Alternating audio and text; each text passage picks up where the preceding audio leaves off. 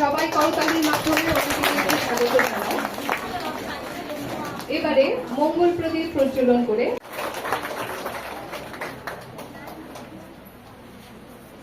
এটির সঙ্গে অনুরোধ করব সকলকে পণ্ডিত ঈশ্বরচন্দ্র বিদ্যাসাগরের প্রতিকৃতিতে পুষ্পার্ঘ্য প্রদান করার জন্য।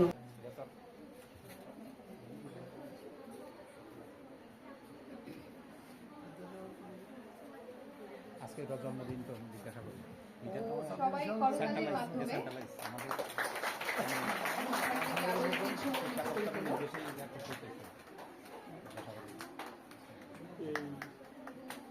আমরা কথা বিশেষ করলে হ্যাঁ আমরা কাছে হচ্ছে শিডিউল প্রোগ্রাম কোন সরকার মানে বিভিন্ন পত্রিকা আছে।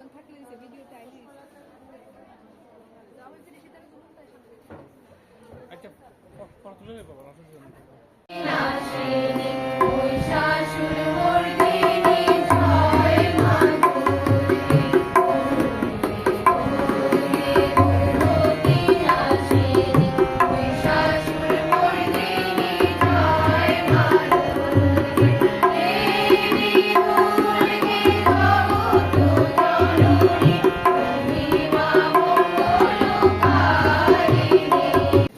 বিদ্যালয়ের দেওয়াল পত্রিকা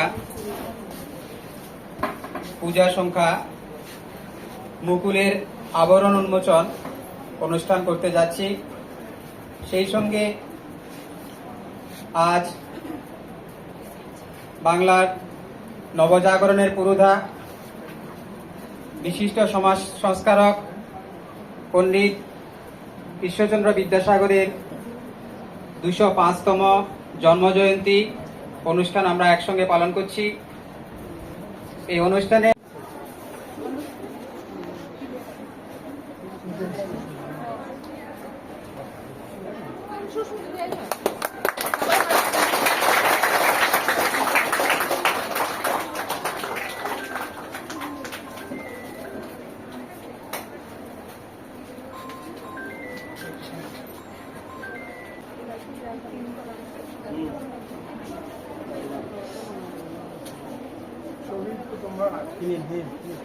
আজকের অনুষ্ঠানে আমরা আমাদের মাঝে পেয়েছি আমাদের চেয়ারপারসন নিখিলচন্দ্র গুপ মহোদয়কে, পেয়েছি আমাদের কাউন্সিলর অনুপম চক্রবর্তী মহোদয়কে। ওদের আগমনে আপনাদের অনুষ্ঠান আরো সুন্দর এবং মধুময় হয়ে উঠেছে, এটা অবশ্যই ঠিক। আজকে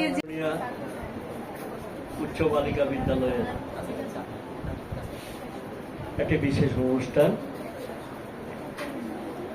একদিকে এই বিদ্যালয়ের একটি বিশেষ পত্রিকা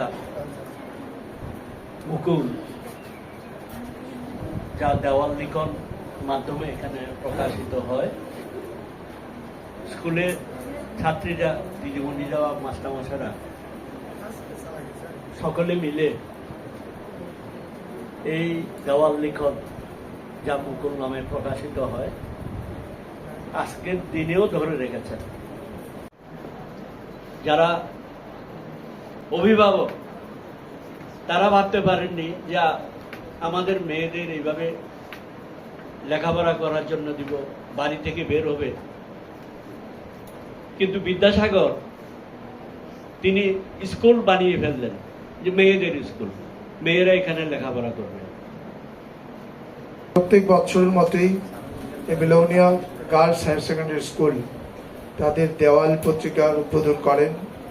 এটা একটা সত্যি খুব আনন্দের এবং আগামী দিনের যে প্রজন্ম তোমরা রয়েছে, যাদের জন্য এই উদ্যোগ আয়োজন, সত্যি গার্লস হায়ার সেকেন্ডারি স্কুলের যারা শ্রদ্ধেয় শিক্ষক শিক্ষিকারা রয়েছেন এটার সঙ্গে যুক্ত, তাদেরকে অনেক অনেক ধন্যবাদ জানাই। আমরা বিভিন্ন স্কুলে যাই, বিশেষ করে আমি এই শহরে যেহেতু শিক্ষা বিষয়ক স্থায়ী কমিটির সভাপতি আছি বেলোনিয়া পুর পরিষদের, অনেক স্কুলে কিন্তু দেওয়াল পত্রিকার আমরা সেইভাবে আয়োজন দেখি না। Belonia girls higher secondary school তাদের এই পরিসরেও চেষ্টা করেন এটার একটা ধারাবাহিকতা বজায় রাখতে। আমাদের বিদ্যালয়ের দেওয়াল পত্রিকা মুকুলেরও আবরণ উন্মোচিত হয়েছে।